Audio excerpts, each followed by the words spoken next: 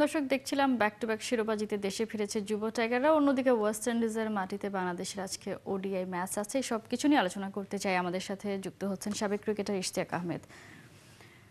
ইশতিয়াক আহমেদ, শুভ সকাল, স্বাগত একাত্তরের খেলা যোগে। শুরুতে আমরা যদি একটু আন্ডার-19 টিমটাকে নিয়ে কথা বলি, ব্যাক টু ব্যাক চ্যাম্পিয়ন, খুবই দুর্দান্ত একটা ব্যাপার। ধারাবাহিকতার যে একটা অভাব সেটা তারা মিটিয়ে দিয়েছে আমরা বলতে পারি।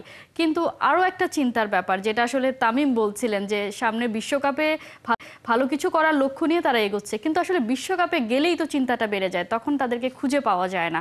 কারণ আমরা গেলবারের এশিয়া কাপ জয়ীদেরকে আমরা পরে বিশ্বকাপে গিয়ে দেখেছি তাদের একেবারেই খুবই খারাপ অবস্থা। তারা তো আসলে শিরোপাটা জিতে দিল, এর পরের স্টেজ মানে তাদেরকে দেখভাল করা, তাদেরকে বিশ্বকাপের জন্য রেডি করা, সেই দায়িত্বটা আসলে কাদের এবং তারা সেই দায়িত্ব পালন করেন কিনা? ধন্যবাদ। কণা, এখানে প্লেয়ারদের উপরে অনেক কিছু বর্তায়।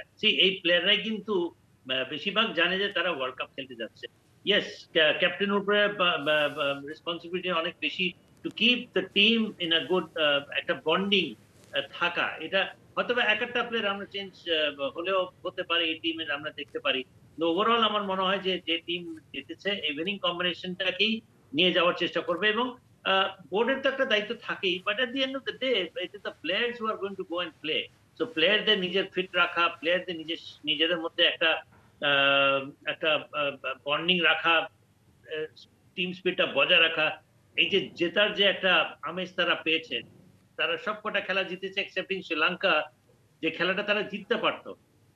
তারা অনায়াসে সবকটা দলকে হারিয়েছে। একটা ধারাবাহিকতার আমরা দেখেছি এখানে, আভাস পেয়েছি। ইভেন যারা ওপেনিং ব্যাটার্স, আমাদের সব ফরম্যাটের সমস্যাটা কি, ফ্রন্ট লাইন ব্যাটসম্যানরা ক্লিক করে না। আমরা এই বেলায় দেখেছি, led by Azizul Hakim Tamim, the captain himself, যে I think he was the batsman of the tournament. But বাংলাদেশের জন্য যে যে যে পারফরমেন্স সে করেছে, এটা কিন্তু আমরা সবসময় দেখি না। Captain leading from the front line batsman, playing responsible innings, playing man of the match innings, match win innings, সবকিছু মিলিয়ে এই জিনিসটাকে তাদেরকে ধরে রাখতে হবে।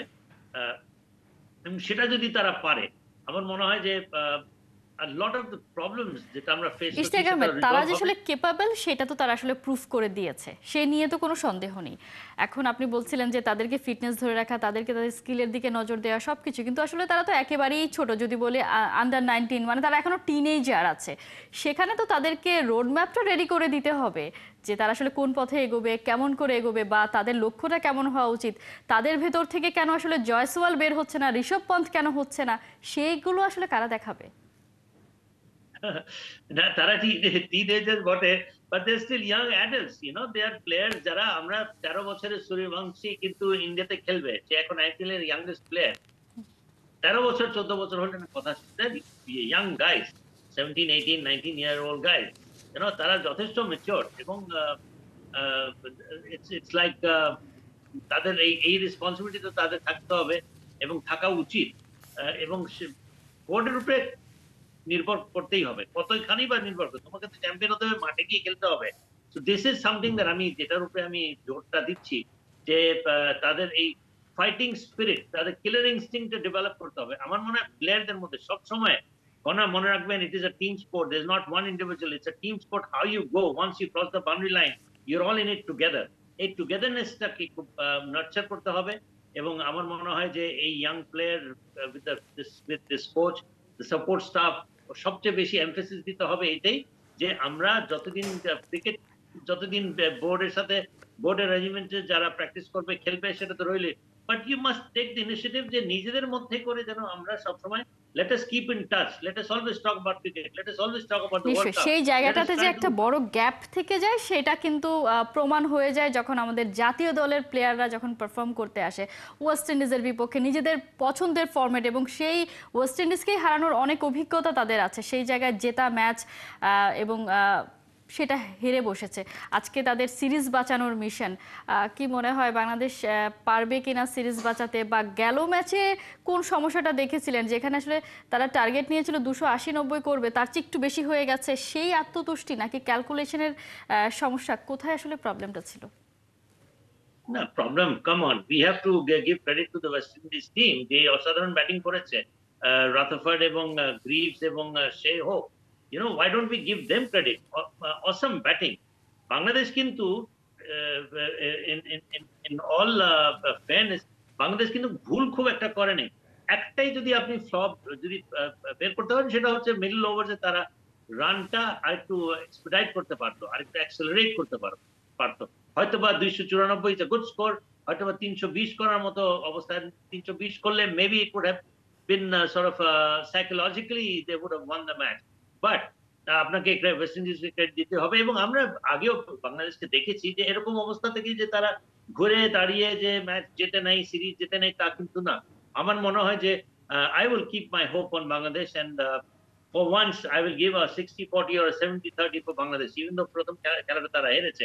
আমার মনে হয় বাংলাদেশ এই দলটা looks more or less one of the most complete sides in many years. So আমি আশা করছি যে বাংলাদেশ শুধু ঘুরেই দাঁড়াবে না, আমার মনে হয় বাংলাদেশ আজকে এই খেলাটা জিতবে।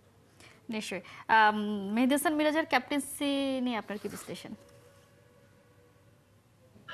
ক্যাপ্টেন্সি খেলছে, ভালো করেছে, জিতেছে। Let us allow him to play for 3-4 years at least as a captain. আমরা এখন খুশি হওয়া উচিত যে সে ধারাবাহিকতাটা বজায় রাখছে কিসেতে? তার batting A. So let us hope that he continues to bat consistently, because he's too good a batsman, or না, he's too good a batsman for us to see him fail. সে যেন এই ক্যাপ্টেন্সি will come automatically. তার প্রথম job হচ্ছে as a batsman, as an all-rounder. Let us hope that he continues to do that. তারপরে it's a team game. সবারই তো contribute করতে হবে। কথাই আছে না, the captain is as good as the team. সুতরাং if the team is good, the captain is good. নিশ্চয়ই। ক্যাপ্টেন পারফরমেন্স করলে তো দলে আবার একটা বাড়তি আত্মবিশ্বাসও কাজ করে। সেদিক থেকেও আসলে মেহেদী মিরাজের একটা ভালো পারফর্ম করাটা খুবই জরুরি। তিনি করে চলেছেন, হয়তো গেল ম্যাচে সেটা পর্যাপ্ত ছিল না, এই ম্যাচে নিশ্চয়ই ঘুরে দাঁড়াবে, আমরা সেই প্রত্যাশাই রাখতে চাই। ইশতিয়াক আহমেদ, অসংখ্য ধন্যবাদ এতক্ষণ সময় দেওয়ার জন্য। দর্শক, আমরা ধন্যবাদ কথা আপনাকে। বলছিলাম বাংলাদেশ ওয়েস্ট ইন্ডিজ দ্বিতীয় ওডিআই নিয়ে। আমাদের সাথে এই আলোচনা এতক্ষণ যুক্ত ছিলেন সাবেক ক্রিকেটার ইশতিয়াক আহমেদ। সময় হয়ে গেছে